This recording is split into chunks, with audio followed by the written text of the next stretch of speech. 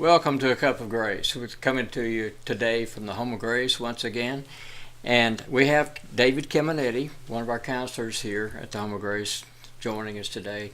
And I'd like to chat with you just a few minutes, David, and ask you maybe a few questions and kind of see what your philosophy is on certain things. Yeah.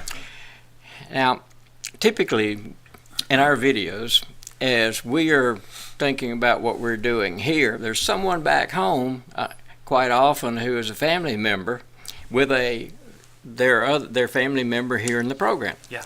And so I want to ask you what your take is on dealing with family members back home. You may have one call occasionally from time to time to check on Once in a while. once in a while check on their loved ones. So Yeah. tell me how that typically goes. Yeah. I've actually found that I get more phone calls from families during the beginning of the program. I think at that point there's still a lot of strong emotions. There's a lot of concern for how their loved one, whether it's a son or a husband or a father, is doing. And so those first several weeks, there's typically, at least I've noticed, a good bit more interaction. Once the guys usually kind of settle in and they're more comfortable, they get a good routine with writing letters and things like that. Sometimes that eases a little bit, and then always ramps back up towards the end as we're kind of working on exit plans and strategies and things like that. But most families are really curious just how they're doing. You know, that's the common question, is I just want to know how they're doing.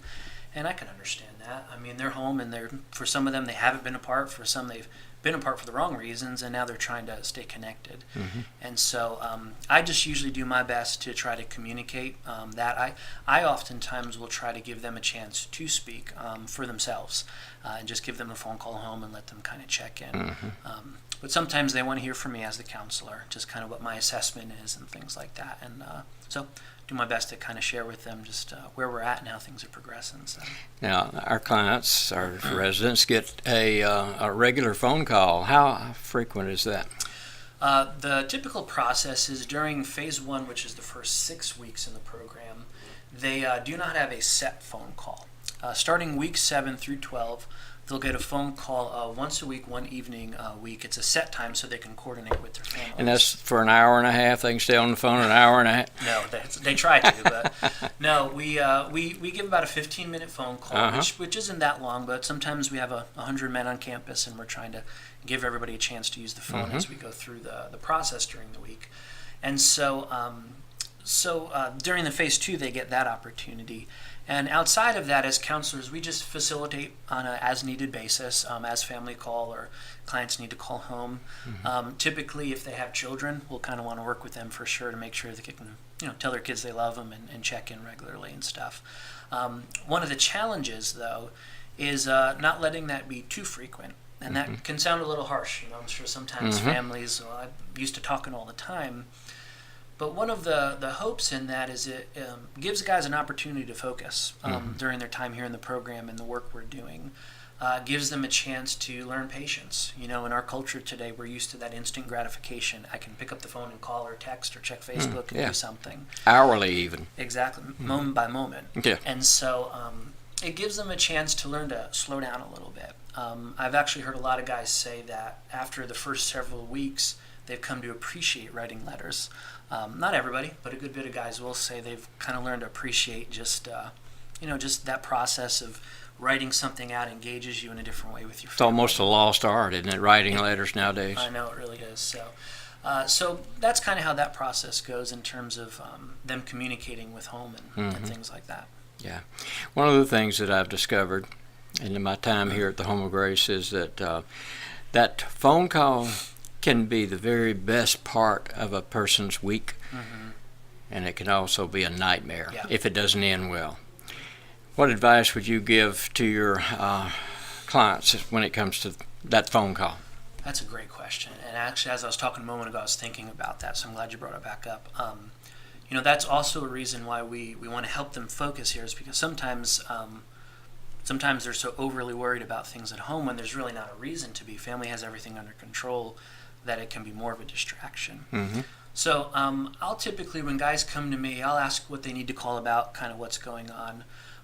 Depending on where they're at in the program, if they're in the first few weeks, depending on the progress they've been doing, I may sit in the room with them while they call. This way, if there is any kind of news or something happens, I can be there to counsel. Sometimes I've actually told guys, I'm not going to allow you to call because I don't think that would be beneficial for you. And that proves for a good counseling opportunity, kind of talk about what that means and things like that. So usually just kind of work with the client on that. I'll say this too, though, for the family, because I understand there may be family watching this, for their clients, their husbands, sons, whatever that is in the program. One, we never want to encourage secrets. Sometimes families, well, we had news, there was a death in the family, and they're kind of concerned about what to do. And I always want to encourage them, just feel free to talk to us about these things, because one of the important things for guys is to learn to work through those things. And so still maintaining an open communication between home and the home of grace and the guys here and what they're going through is important. But on the other side of that, I'll also say that for the guys here, when they can't do much, that can be really hard.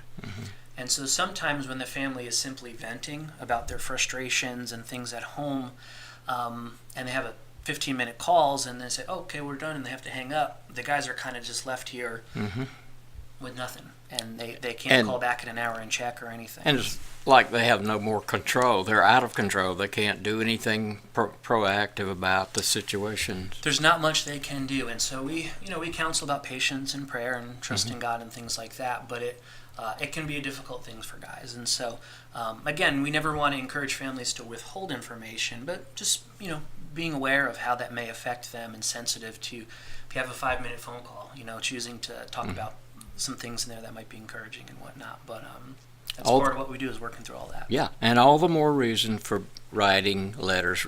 Put all the details of whatever difficulties they're dealing with back home in those letters, and one by one, and say, tell them what they're doing at home about dealing with that. Absolutely. Thank you, my friend. So glad to have you with us today. Thank you. And thank you, folks back home, for being a part of what we do here at A Cup of Grace.